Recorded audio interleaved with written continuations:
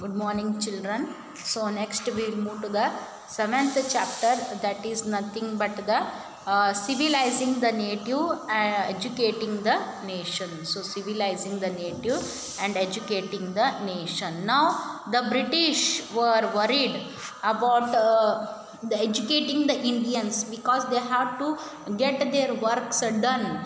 For administrative things they need the workers from the India. So they now British, how the British saw education. So how did the British start the education in India? Let us see how the British saw the education. Let us look at what the British thought and did, and how some of the ideas of education that we now take for granted evolved in the last 200 years. So what we take now as granted, we take the education as granted. It is our right. We have the right to education also. It has become our fundamental rights. But in 200 years back, was it so? According to our constitution, it has become a fundamental right. But 200 years back, the same situation was there. Was it so as we are thinking now? Was it the same condition? Was it the same situation?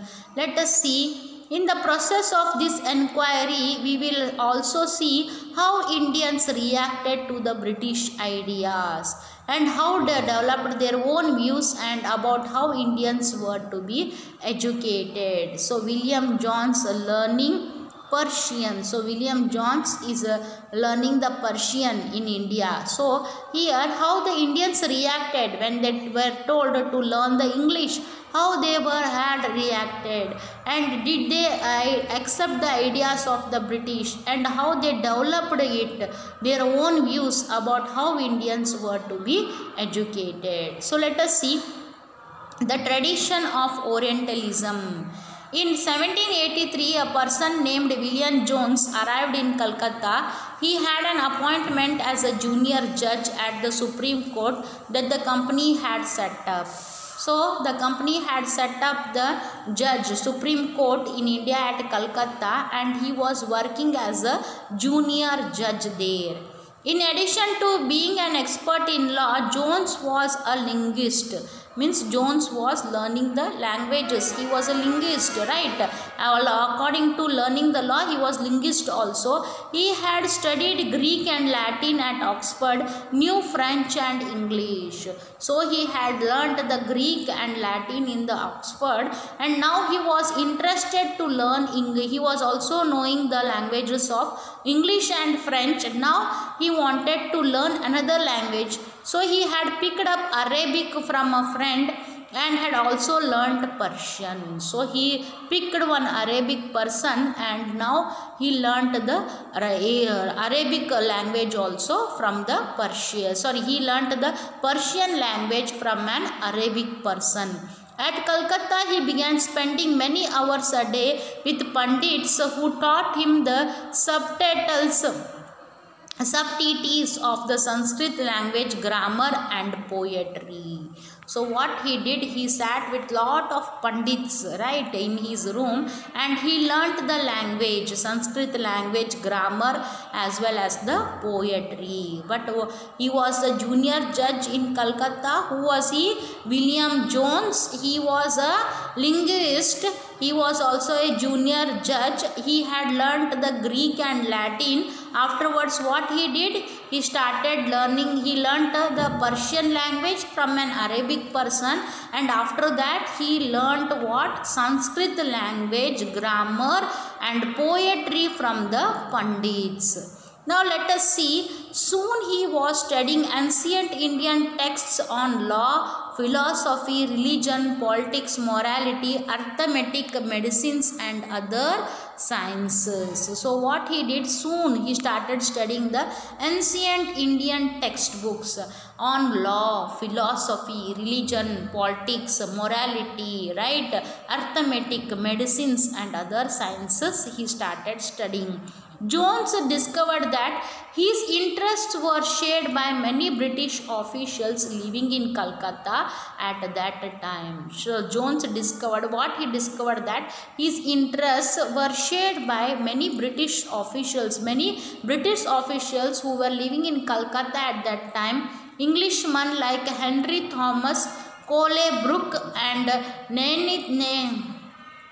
Nathaniel Hallett were also busy discovering the ancient Indian heritage, mastering Indian languages and translating Sanskrit and Persian works into English. He saw that there were other officials also who were doing the same thing as he was doing. Together with them, Jones set up the Asiatic Society of Bengal and started a journal called Asiatic Researches. So what he did, soon he joined together with them and he started one society, Asiatic Society of Bengal, and along with that he started one paper or the journal, one book, and he named it as the Asiatic Researchers.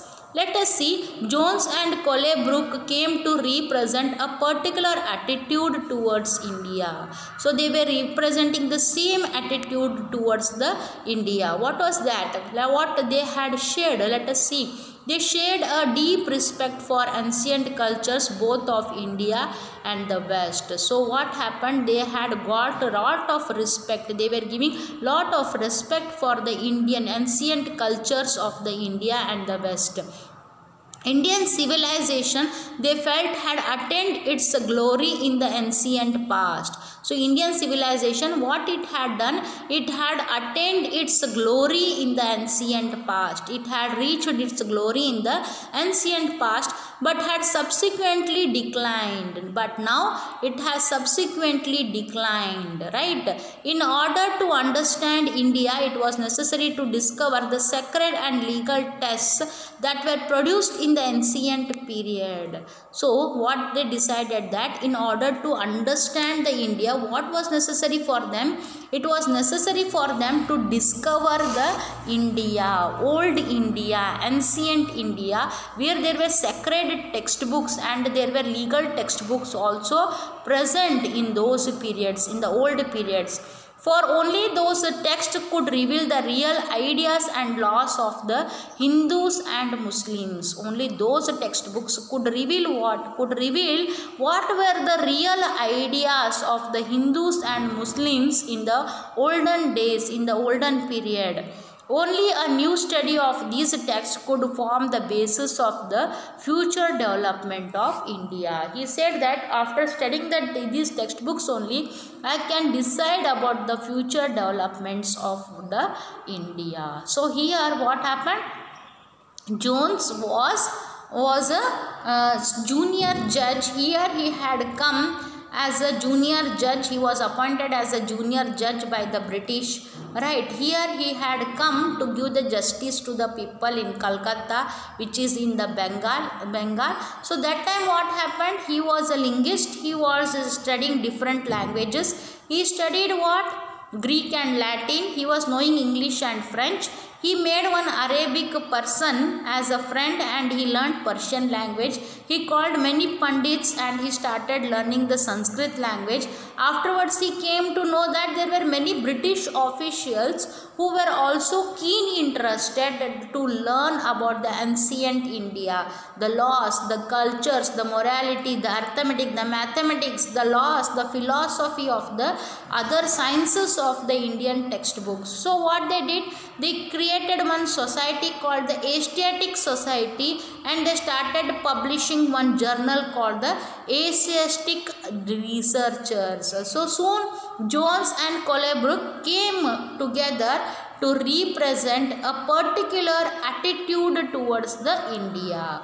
Where they went for the back, they started searching for what? The sacred textbooks, the laws, what were the laws in those days, what was the philosophy present in the olden days. They started reading it because it was necessary for whom?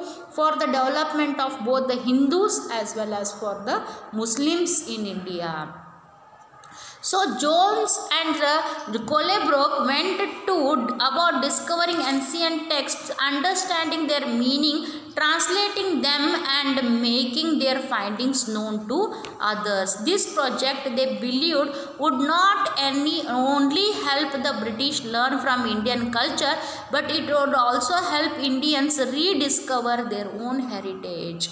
So what happened? Jones and Colebrooke, they went on discovering the ancient text, understanding their meaning and translating them and making their findings known to others. They were not only making the discoveries, what they were doing, they were translating them into the English, they were translating their meaning also in the English, so that others can also find out what they had known to. Right? This project they believed that would help the British to learn from Indian culture, help the Indians rediscover their own heritage and understand the lost glories of the past. Whatever they had lost, the glories of the past, they can understand. In this process, the British would become the guardians of Indian culture as well as its masters. So they became the guardians. They became like your parents. They were wanted to tell what the Indian culture was in their ancestor period, in their olden days, how the Indian culture was, how was it at its glory, right? Let us see. Influenced by such ideas, many company officials argued that the British ought to promote Indian rather than the Western learning. So here many Britishers, they were against these ideas. They said that in order to, you have to promote what? British learning process. But what you people are doing? You are promoting the Indian learning process. So some were against it. Against whom? Against the Jones and Colebrooke. Now they felt that institutions should to be set up to encourage the study of ancient Indian textbooks and teach Sanskrit and Persian literature and poetry. The officials also thought that Hindus and Muslims ought to be taught what they were already familiar with, what they valued and treasured, not subjects that were alien to them. So British thought that instead of teaching them English, it's better for us to teach them what they were learning in the back.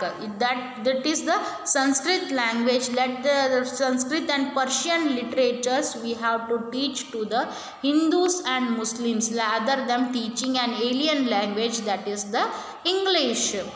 Alien andre ಏನ್ರಿ, which is not from our planet, foreigner, right? So which was not ours? The Britishers were not ours, they were the foreigners. So alien language means the English language. Instead of teaching them English, they prefer that we have to teach them the Sanskrit and the Persian languages. Only then they believed could the British hope to win a place in the hearts of the natives. Only then could the alien rulers expect to be represented by their subjects. So what they thought that if we start teaching them, if we make the institutions of the teaching centers in their own language, that is the Sanskrit and Persian literatures, if we teach them, then only we can win the hearts of the people who Indians, not otherwise we will not be successful in winning the hearts of the Indian people. With this object in view, a madrasa was set up in Calcutta in 1781 to promote the study of Arabic, Persian and Islamic law. The Hindu college was established in Banaras in 1791 to encourage the study of ancient Sanskrit text that would be useful for the administration of the country. So what they did, they started the madrasa in Calcutta in 1781 to promote what? The study of the Arabic, Persian and Islamic law.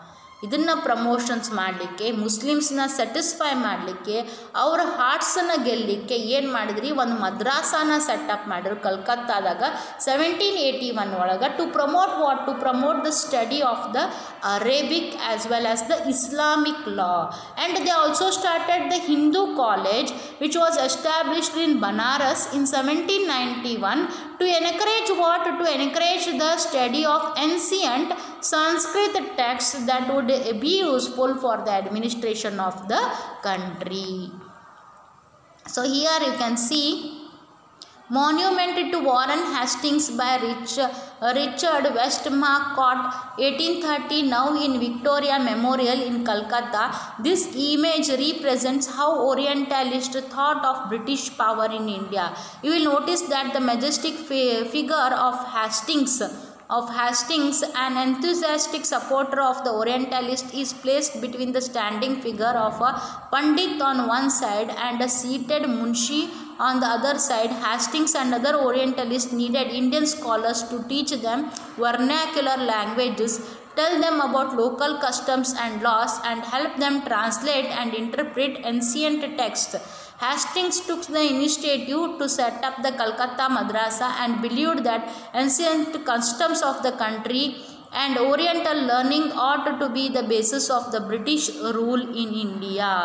So here you can see there are the Pandits. Munshi was there who is telling about how to collect the taxes and all to the Warren Hastings, and there is a Pandit who is going to teach him about the vernacular languages, means about the different languages, and tell him how the local customs were carried out, what are the local laws, and help them translate and interpret them into the ancient textbooks. Let us see now grave errors of the East. So what happens, from the early 19th century, many British officials began to criticize the Orientalist vision of learning. They said that knowledge of the East was full of errors and unscientific thought. Eastern literature was non-serious and light-hearted.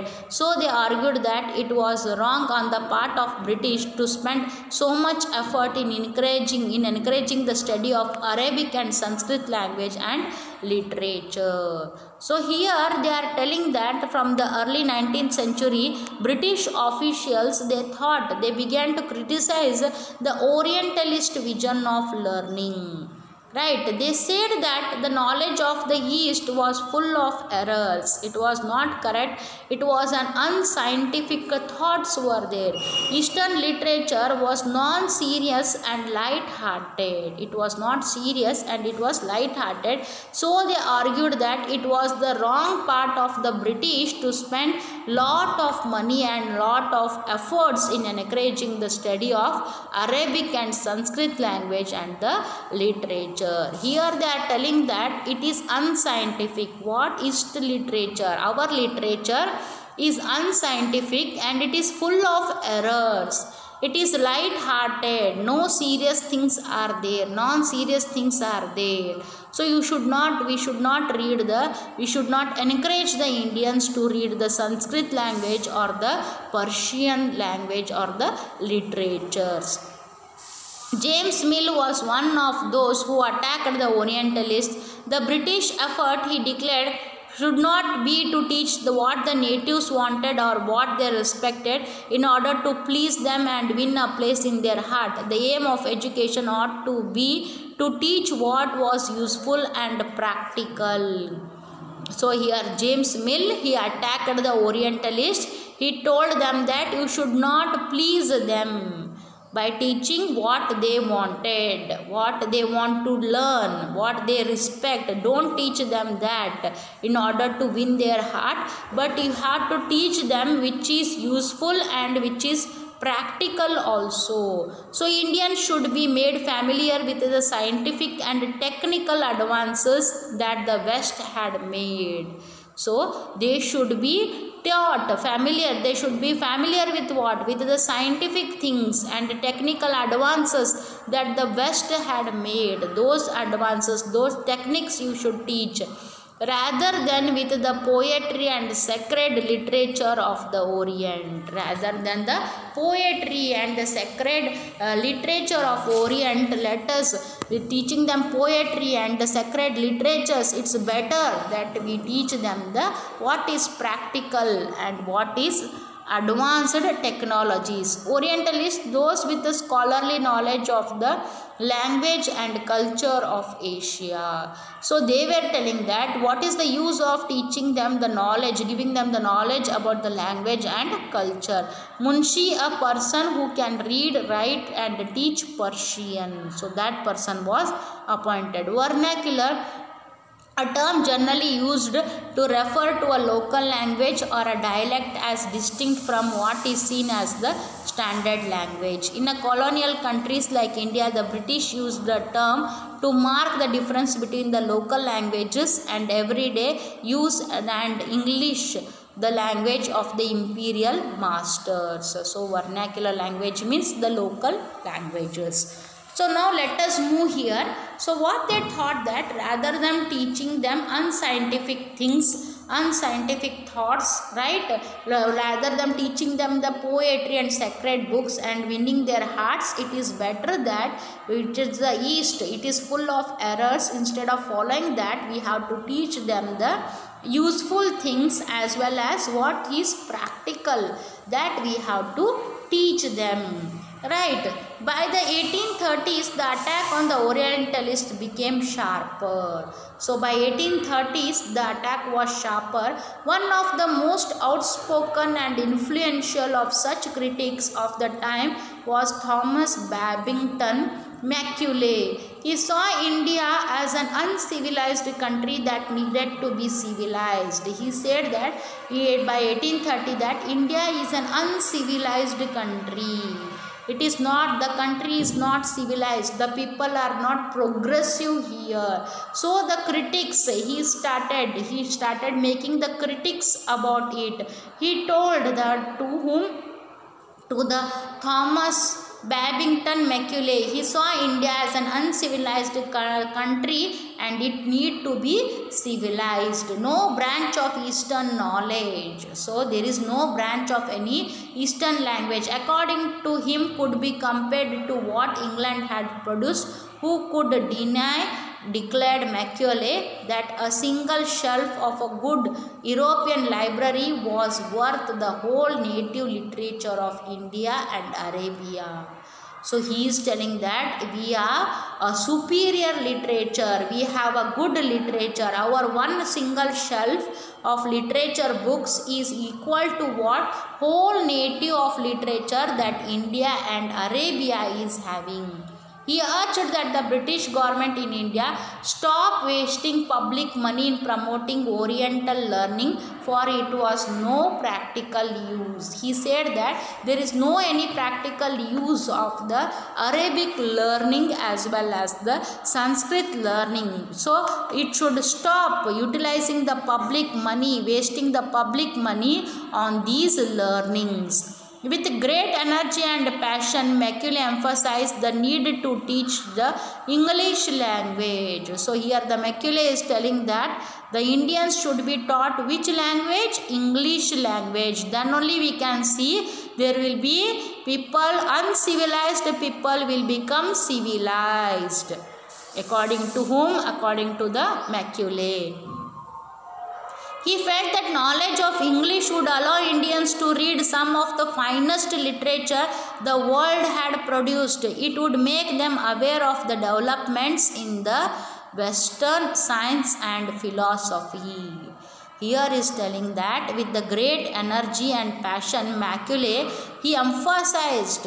What he emphasized means he stressed on what? On the need to teach the English language. To whom? To the people, to the subjects of the Indians. He felt that the knowledge of English would allow Indians to read something of the finest literature the world had produced. So what the world had produced, no, that finest literature the Indians would be able to read, and the developments in the Western science and philosophy that had taken place, they are able to read. Teaching of the English could thus be a way of civilizing people, changing their taste, values and culture.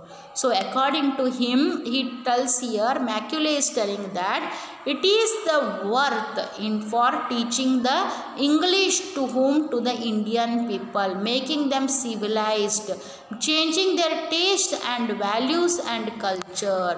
Our taste galna, our values galna, our culture galna change ಮಾಡಬೇಕ್ರಿ. ಅವರ ಜೀವನದಲ್ಲಿ ಸಾಕಷ್ಟು ಬದಲಾವಣೆಗಳು ಆಗಬೇಕು. ಅವರ ನಡವಳಿಕೆಯಲ್ಲಿ ಬದಲಾವಣೆಗಳು ಆಗಬೇಕು. Following Macaulay's Minute, the English Education Act of 1835 was introduced. So following the Macaulay's Minute, because Macaulay emphasized, stressed that Indian teaching, Indian learning was no more useful for them. It was unscientific, it was full of errors. Instead of that, they have to be taught with what? With the English language. By that, they are able to learn about the world's achievements, world's what? Developments in the science as well as in the philosophy. He is told that the England one shelf of books is equal to the whole of the European library was worth. One single library, shelf of library is equal to the native literature work of the India and the Arabia. So here there are no developments. So if the people will start learning these things, they will never become civilized, they will never become educated, they will never have the broad sense of vision, right? Teaching English could change their culture, civilizing the people, changing their taste, values and culture.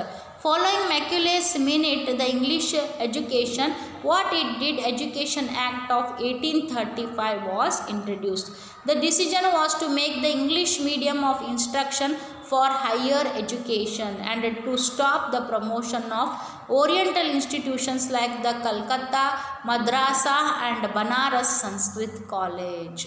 So here they had stopped promoting the local languages teachings, right?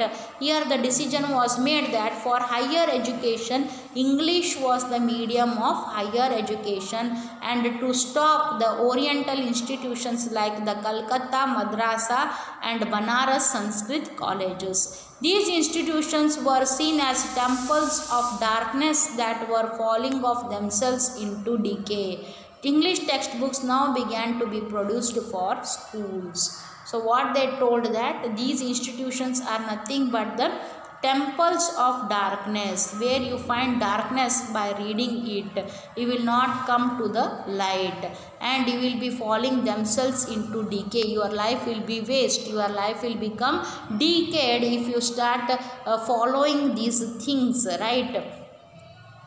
Education for commerce. So now English textbooks now began to be produced for schools. So what type of textbooks English textbooks now began to be produced for the schools. Education for commerce.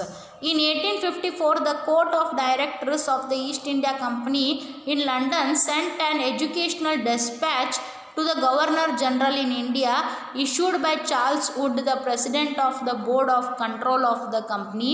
He has come to be known as Wood's Dispatch. So here there is an educational dispatch, the Governor General in India, issued by whom? By the Charles Wood. Issued means he started it, right? Who was the President of the Board of Control of the company? Charles Wood started it, so it came to be known as the Wood's Dispatch, outlining the educational policy that was followed in India. It emphasized once again the practical benefits of the system of European learning as opposed to the Oriental knowledge. Now the Oriental knowledge was no more necessary for the British, no more necessary for the Indians. Now what they started here, they started the European learning. And again what happened? The students became lesser in the Oriental knowledge. They were not interested. Indian students were not interested to go to the Banaras Sanskrit colleges or to the Calcutta Madrasa. One of the practical uses the dispatch pointed to was economic. So this dispatch was pointing out towards the economic things, European learning. They were concentrating on the European learning. It said would enable Indians to recognize the advantages that flow from the expansion of trade and commerce. So what happens here? European learning will help the people to progress economically, as well as Indians will recognize the advantages that flow from the expansion of the trade and commerce. They said that Indians will get economic knowledge, especially according to them they were not having the economic language, but because of this European learning, what will happen? It would enable the Indians to recognize the advantages that flow from the expansion of the trade and commerce. Because of the expansion of the trade and commerce, they will know the importance of the economics. Economics means what? Making money, making the profits from doing the business, right? From buying and selling of goods and services, for extending the trade activities, what will happen? India will make lot of profits, right? That was the thing they were thinking.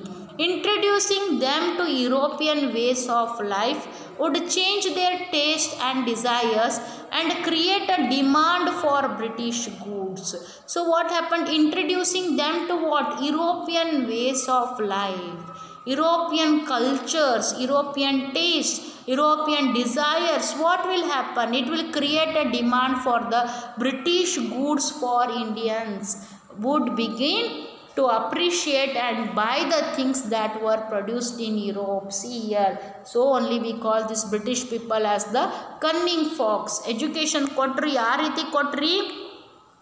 They made the people think that the European ways of thinking is the correct way of thinking.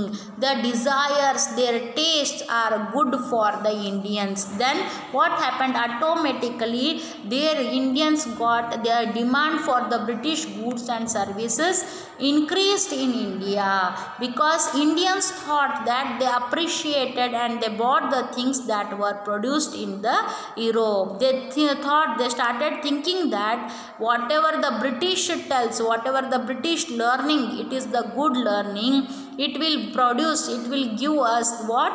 It will make us developed, it will give us lot of economic profits. Economic profits means we will become rich if you follow the British culture. We will become rich if you follow the taste, the desires, if you start valuing their goods and services. Wood's dispatch also argued that European learning would improve the moral character of the Indians. As if we were not having any moral values, our moral character will improve if we start learning the European things. It would make them truthful and honest, and thus supply the company with civil servants who could be trusted and depended upon. So what will happen? It will improve the moral character of Indians. They will become more truthful and honest, and thus supply the company with what? Civil servants whom the company could trust upon and depend upon. The literature of the East was not only full of grave errors, it could also not instill in life people's a sense of duty and commitment to work, nor it could develop the skills required for administration. So the literature of the East, what was there? It was full of grave errors. They are telling that ಭಾಳ ದೊಡ್ಡ ತಪ್ಪುಗಳಿದ್ದು ಇಲ್ಲಿ. ಏನು ತಪ್ಪುಗಳಿದ್ದು ರೀ? Sense of duty people ನಂಗೆ create ಮಾಡೋಕ್ಕಾಗಂಗಿಲ್ಲ, commitment to work ಇದ್ರಾಗಿಲ್ಲ, develop the skills required for administration ಅದು ಕೂಡ ಇದರಲ್ಲಿ ಇಲ್ಲ. ಸೊ ಇದನ್ನು ಕಲಿಸಿ ನಮಗೇನು ಉಪಯೋಗ ಇಲ್ಲ. ಇವರಿಗೆ ಸೆನ್ಸ್ ಆಫ್ ಡ್ಯೂಟಿ ಬರೋಂಗಿಲ್ಲ, ಕಮಿಟ್ಮೆಂಟ್ ಟುವರ್ಡ್ಸ್ ವರ್ಕ್ ಬರಂಗಿಲ್ಲ, ಸ್ಕಿಲ್ಸ್ ರಿಕ್ವೈರ್ಡ್ ಫಾರ್ ಅಡ್ಮಿನಿಸ್ಟ್ರೇಷನ್ ಅದು ಕೂಡ ಇವ್ರದ್ದು ಬೆಳೆಯುವುದಿಲ್ಲ.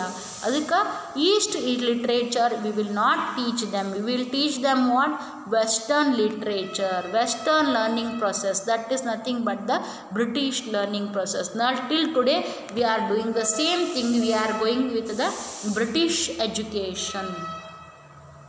Following the 1854 dispatch, several measures were introduced by the British. Education departments of the government were set up to extend control over all the matters regarding education.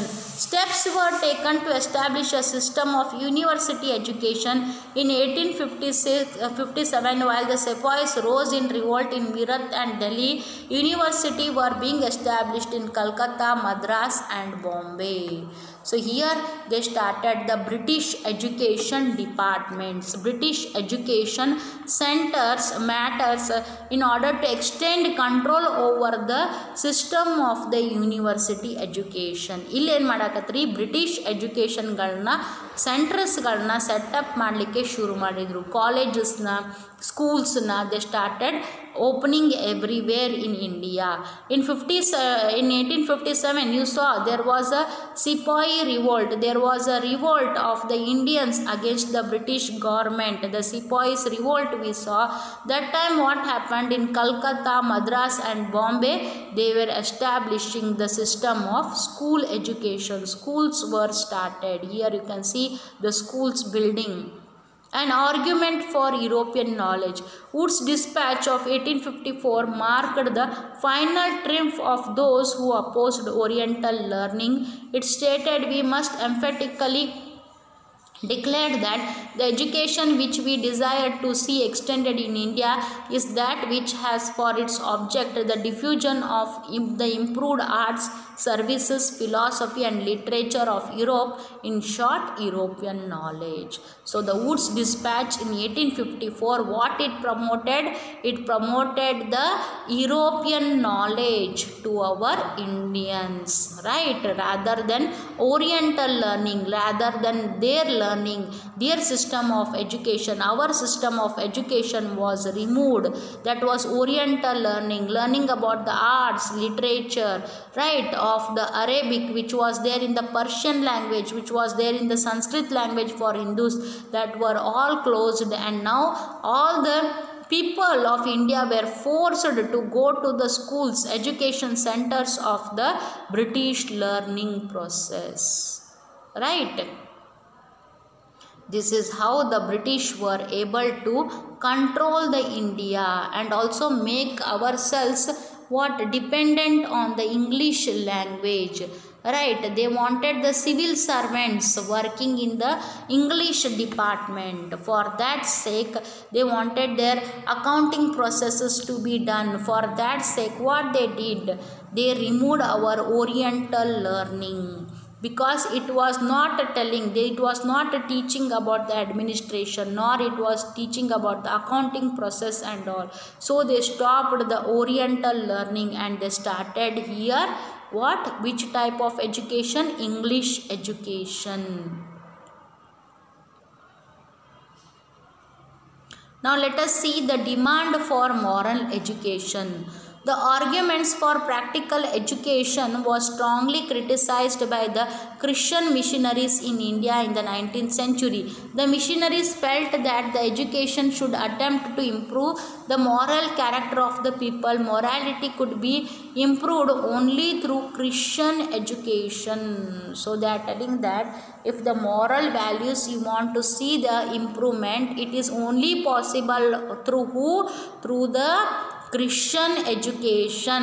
Christian education only can enhance the moral values in the people. For that sake English schools are important. So here you can see William Carey was a Scottish missionary who helped establish the Serampore mission. So this person, he has started the missionaries schools in India, William Carey. Until 1813, the East India Company was opposed to missionary activities in India. It feared that missionary activities would provoke reaction against the local population and make them suspicious of the British presence in India. Till 1813, missionaries were not working. But what happened? Missionaries' activities were not carried out in India because they thought that the local population would think them something suspicious and they can become against them. They can start working against them. Unable to establish an institution with British controlled territories, the missionaries set up a mission at Serampore, in area under the control of Danish East India Company. A printing press was set up in 1800 and a college established in 1818. So unable to get the British support to establish the missionaries, it took the Danish East India Company support, and that time it also established a printing press. Danish East India Company set up one printing press in 1800 and started a college in 1818. So this is a Serampore college. You can see the picture of the college. So nice, so big building, college on the banks of the river Hooghly near Calcutta.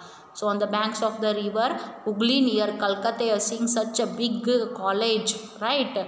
Over the 19th century, missionary schools were set up all over India. So over 19th century, what happened? A lot of missionary schools were established all over the India. After 1857, however, the British government in India was reluctant to directly support the missionary education. There was a feeling that any strong attack on local customs, practices, beliefs and religious ideas might enrage native opinion. So that after 1857, however, the British government in India was reluctant to directly support missionary education.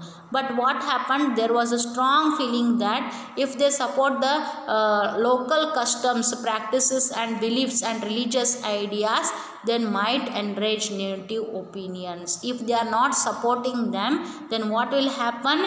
If they are supporting the missionaries, then what will happen? The native people can become against the British. They may start revolting against the British. So for that sake, what they did, they stopped. They were not giving direct support, but indirectly they were supporting the missionaries. The British government was not giving the direct support for the English education, but indirectly it was supporting the British missionaries. Okay, children.